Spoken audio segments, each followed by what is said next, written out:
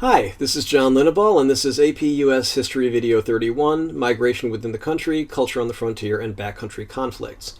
If you like this video, please don't forget to comment, like, share, and subscribe. You can also find me at testpreparation.locals.com and lbry.com.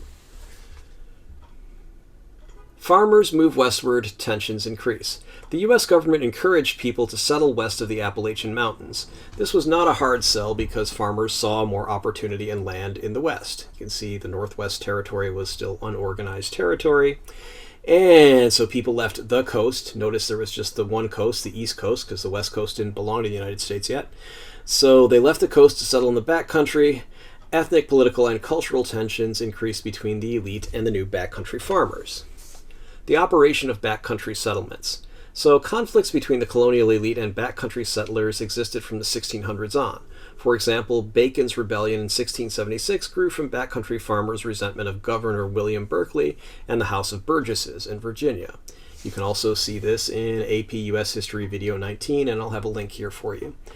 And here we see the Bacon Rebellion. This looks like a video game, and looks like there's little piggies who are rebelling against the farmer. That's very cute. Anyway, the backcountry farmers claimed they were overtaxed and not represented in the House of Burgesses. Additionally, they believed the House of Burgesses was doing essentially nothing to force the Native Americans further west, which was true because the elite wanted to trade with the Native Americans and therefore was not interested in forcing Native Americans further west when they liked where they were so they could trade with them. But we see a common theme here. It's taxation without representation. Hey, you're not looking out for our interests. Why should we pay you anything? And so on. The operation of backcountry settlements continued. In the second half of the 1700s, similar revolts took place, such as the Carolina Regulators movement, in which North and South Carolinian backcountry farmers challenged the way bankers, merchants, and local and colonial government operated. Between 1765 and 1771, these tensions erupted when the farmers attacked colonial authorities in the War of the Regulation. You're thinking, War of the Regulation? What the heck was that about? Well, one big factor was the debt collection practices of colonial bankers and merchants in the Carolinas. You see, before the War of the Regulation, there were years of drought, however you want to pronounce that, and low crop yields that caused farmers to run low on basic supplies after suffering financial losses. Since their crops weren't good, they didn't make very much money because they didn't have very much in the way of crops to sell, so then farmers had to rely on credit, that is, loans from bankers and merchants. Of course, sometimes the farmers couldn't repay the loans. Then it became a problem because if their farm's being repossessed or their things are being taken away, they can't farm. So, of course, the farmers claimed the debt collection process was corrupt and believed the sheriffs who enforced judgments were an oppressive force. The uprising was quashed and no immediate social change resulted, but it was another expression of the same ideas that led to the American Revolution as well. If government isn't taking care of us, why should we pay anything to them? We're being oppressed by an elite, this isn't fair, and so on. More backcountry rebellions. The Paxton Boys Rebellion from 1763 to 1764 of western Pennsylvania, you can see that in video 21, in which backcountry farmers struck out against Native Americans whose land they wanted, and a colonial government that wouldn't help them, again, see the common theme, was another such rebellion. So, well, why should we help you if you won't help us? So the Paxton Boys Massacre happened when they were attacking Native Americans. Probably in this case, it looks like they attacked a tribe that was an easier target rather than the ones that were actually responsible for whatever problems they had. And realistically, Paxton Boys Massacre was problematic, to say the least, because we're not sure that the Native Americans actually were responsible for anything. But we can take a look at that in video 21 if you want to take a look at that. After the Revolutionary War, Shays' Rebellion in western Massachusetts from 1786 to 1787 against taxation, debt, and lack of access to hard currency, you can see that in video 24, was one factor that led to the Constitutional Convention. The Articles of Confederation didn't provide for an effective military of the kind that would be needed to put down such rebellions, so it took a lot longer than it should have to put down the rebellion. And here we see a little entry about Shays' Rebellion. A severe economic depression hit the U.S. in the mid-1780s. An economic depression is defined as a period when business activity slows, prices and wages drop, and unemployment rises. As the depression deepened, there was widespread despair and anger. If you're not able to make a living, you're going to be pretty desperate and pretty angry. When times are bad and people feel they're not being heard or treated fairly, some of them rebel. Doesn't matter whether they're right or wrong, people who feel that they're not being treated fairly and they're having trouble making a living and it doesn't seem like the government cares, or it seems like the government is actually causing the problems, you get rebellion against the government, like these Capitol protesters in the big Trump rebellion here. Basically, these are people who felt that the government was acting as an oppressive force and treating them badly, and etc. They were wrong, and what they did was wrong, but you can see a pattern here. So if people are treated badly, then they're going to rebel in some way. And so it's always good to have an open ear and try to make sure people actually have enough information and common sense, and thus stupid rebellions like this Capitol attack don't happen again. All right, anyway, let's move on. The Whiskey Rebellion. I know, it's a good band name. I think it is actually a band name. But anyway, even after the Constitution was ratified, there was still a rebellion against government authority in 1794. Western Pennsylvania farmers protested the excise tax on whiskey. So it's kind of a sin tax. It's kind of, tax on products. Okay, whiskey is something that's problematic, so we're going to tax that to raise money and maybe mitigate some of the effects that alcohol has on the country, etc. At this time, it was mostly just to raise money. And so the farmers protested the excise tax on whiskey, leading to a rebellion that federal troops had to put down. If you want more information on it, you can see video 28. But again, you can say, defiance of new country, the federal government imposed an excise tax on distilled spirits. Many farmers sold their products, including whiskey, for cash, and resented this, in quotes, income tax on their work. Since coins and currency were scarce, whiskey also served as an important medium of exchange for the commerce of bartering. In other words, whiskey was kind of an impromptu money, currency that they could use. So Western Pennsylvania farmers refused to pay the tax and attacked the collectors sent from the government. And so here's the flag below that was used in the brief protest, which ended when General Washington called out 15,000 militiamen from 5 states. So Washington definitely said, just like Cartman, "Respect my authority." Okay, he didn't literally say that, but basically he wanted people to respect his authority. And again, there's a pattern here. People are going to say, well, taxation without representation is tyranny. That started the American Revolution, remember. Oppressive government, unfair financial rules, and an unfair economic system. So people who were actually doing the farming and growing things and distilling whiskey, etc., were like, I'm not sure all these fat cat bankers should get all my money. This doesn't seem fair. So it's pretty much the same pattern in any rebellion or revolution. When people are having a hard time getting by and they see that there's some oppressive class that appears to be keeping them down, they're going to rebel, and you get things like this. Planning the Northwest Territory. Congress, under the Articles of Confederation, set the procedure for adopting new states by passing the Northwest Ordinance. The Northwest Territory was a huge land area between the Appalachian Mountains and the Mississippi River. So Appalachian Mountains kind of go through here. Mississippi River is over here. And after the Revolutionary War, several states laid claim to huge chunks of the Northwest Territory. Virginia claimed all the land north of the Ohio River, so that's pretty much the whole Northwest Territory. And New York claimed a gigantic portion of the West, including areas that were also claimed by Virginia. So we've got a conflict going on right there. Others, such as New Jersey and Maryland, had no claims, and Maryland refused to ratify the Articles of Confederation until the Northwest Territory became a federal domain.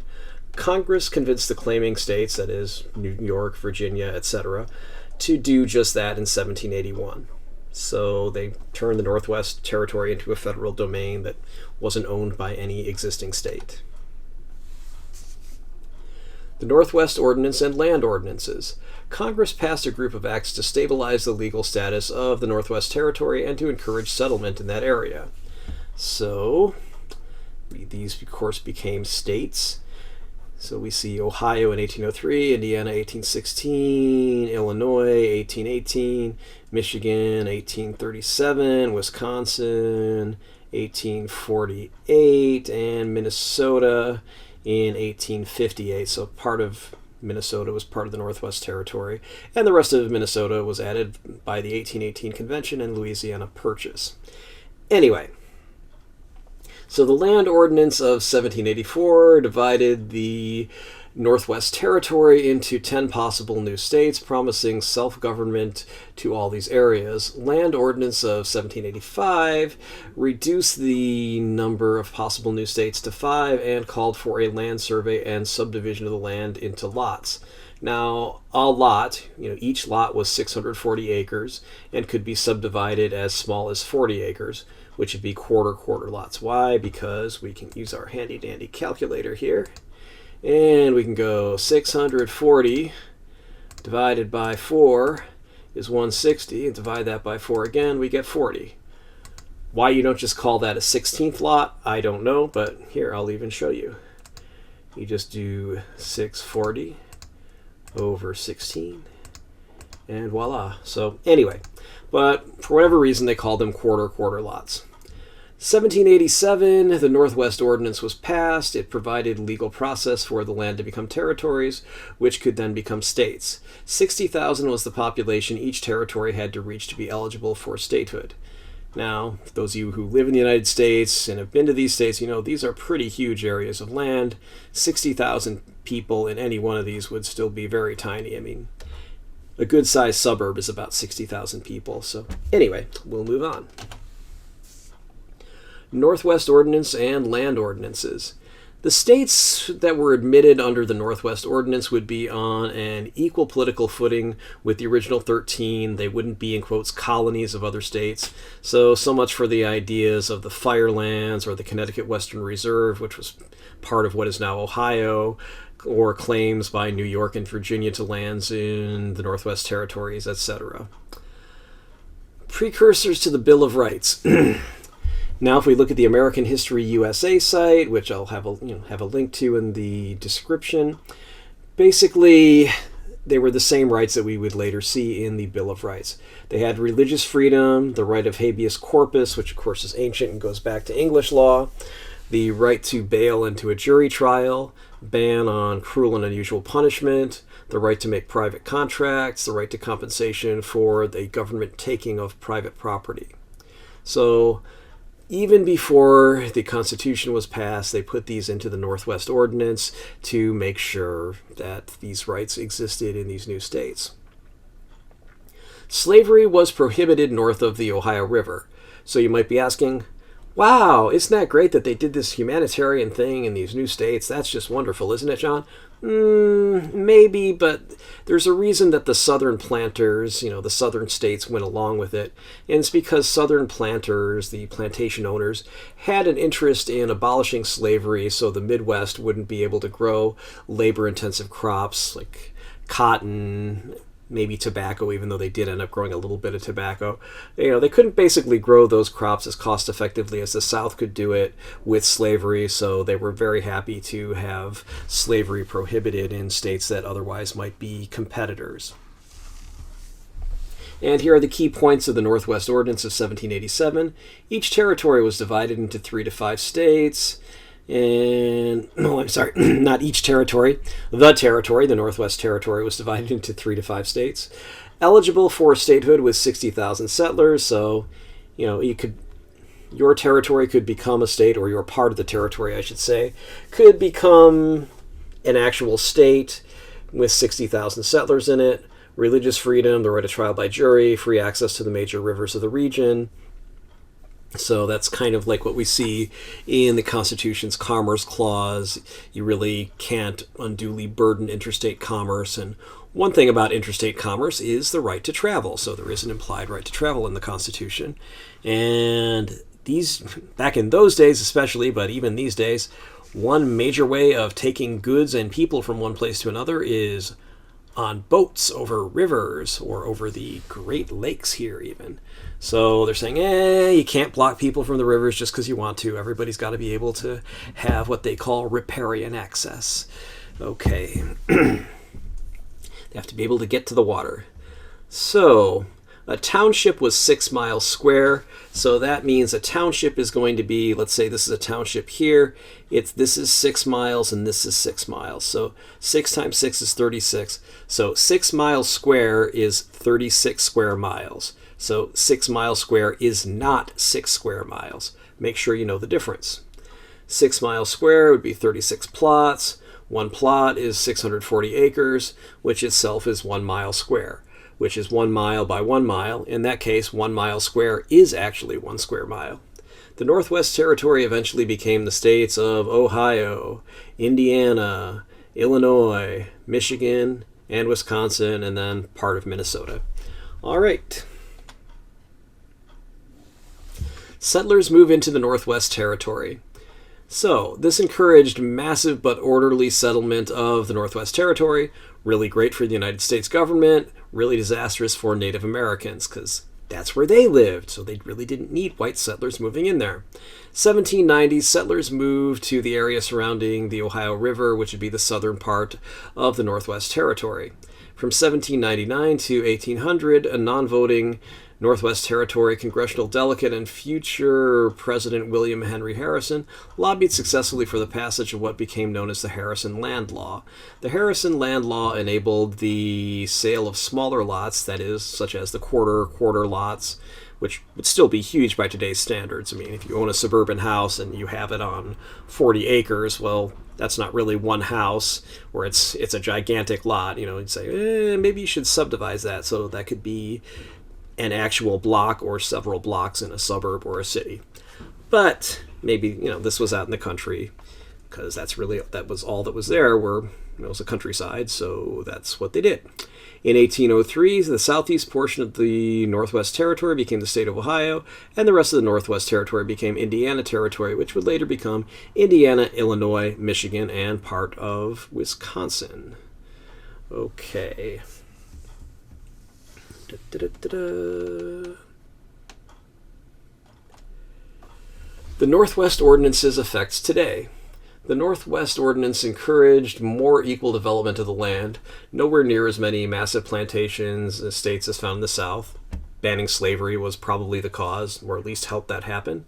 Or East, legal prohibitions, etc., prior settlement, basically the legal prohibitions in the Northwest Territory prevented things happening as they did in the eastern colonies, eastern states, I should say, because most of that land was developed while they were still colonies, etc. So definitely they were not subject to the same sort of legal prohibitions as the Northwest Territory. So here we can see modern day Ohio, some suburb, and here we can see cities, etc. So that's kind of the direction that it went a long time after the Northwest Ordinance was passed. Okay, let's move on. Did you find this video useful? Please like it and subscribe to my channel. Neither action costs you anything. You'll be alerted about my new videos.